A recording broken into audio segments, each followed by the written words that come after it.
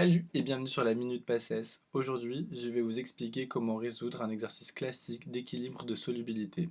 D'abord, je vais vous expliquer de manière détaillée et assez longue comment résoudre un exercice. Je vous montrerai une méthode un peu plus rapide que vous pourrez appliquer quand vous maîtriserez un peu la chose. Donc, on peut décomposer un exercice en trois étapes. La première étape, c'est d'écrire l'équation de dissolution. Équation de dissolution. Ensuite, une fois qu'on a cette équation de dissolution, on va faire un tableau d'avancement duquel on va déduire S. Donc en deuxième, on fait un tableau d'avancement. Et en troisième, on en déduit S. Donc c'est parti. D'abord, on sait qu'on va étudier la dissolution de MgOH2. Donc MgOH2 solide va donner du Mg2+, plus 2OH-. Ça, c'est l'équation de dissolution, c'est la première étape. À partir de cette équation de dissolution, on va faire un tableau d'avancement. Donc dans ce tableau, on a un T0 et on a un T-ec. À T0, on a une concentration C0 de MgOH2 et on sait qu'on a ni ion Mg2+, ni ion OH-. Donc on a 0 ici et 0 ici. Ensuite, à T équivalent, on a la solubilité. La solubilité, en fait, c'est le nombre maximum de molécules de MgOH2, ici, qu'on va dissoudre. Donc on aura C0 moins S, puisque S, ce sera la concentration de MgOH2 qui se sera dissoute en Mg2+, plus 2OH-. Et ici, de l'autre côté, on aura S, concentration de Mg2+, et par contre, la concentration de OH- ne sera pas S, mais 2S. Donc maintenant qu'on a fait ce tableau, on va pouvoir exprimer Ks en fonction des données du tableau.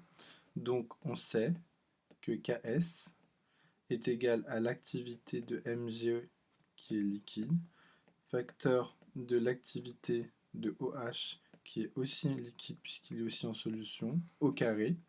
En fait, ce carré-là, c'est le 2 qui est ici. Le coefficient stoichiométrique passe en puissance quand on fait l'activité, en fait, divisé par l'activité de MgOH qui est solide. Ici, MgOH est un solide, donc on peut simplifier cette activité puisque l'activité d'un solide est égale à 1. Donc Ks, c'est égal à l'activité de Mg liquide multiplié par l'activité de OH liquide au carré. Et vu qu'on a les liquides, on peut dire que leur activité est égale à leur concentration.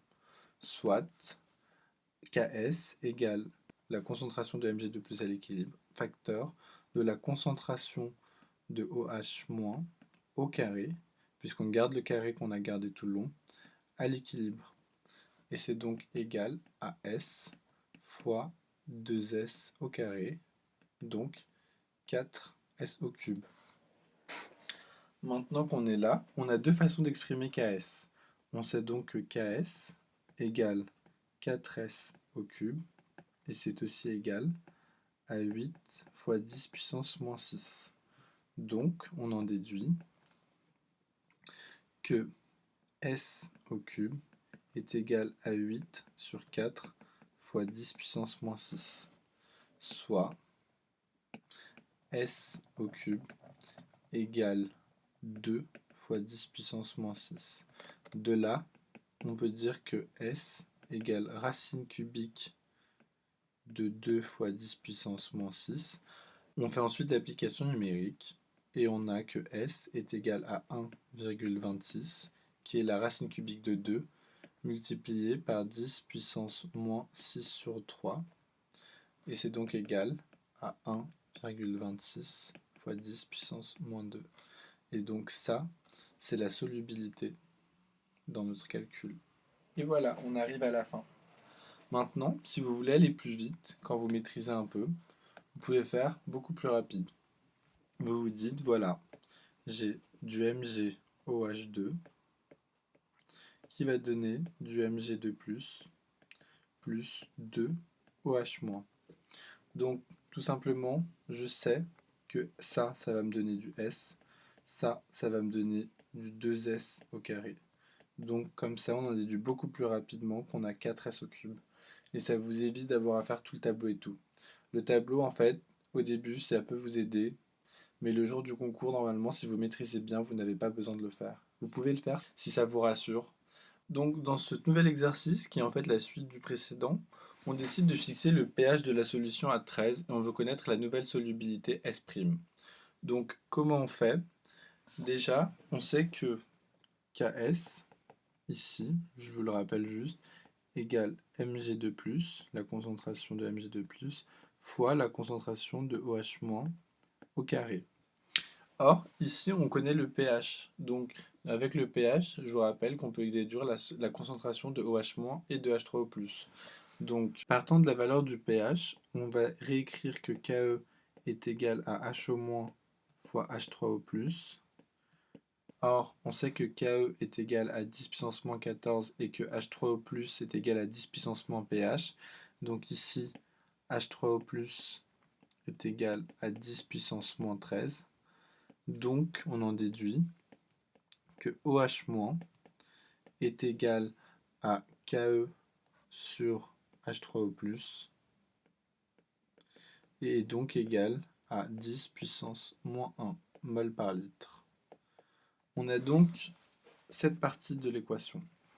On va donc dire que Ks ici égale S' fois OH- qui est connu au carré, soit S' égale Ks sur OH- au carré, et donc est égal à 8 fois 10 puissance moins 6 sur 10 puissance moins 2.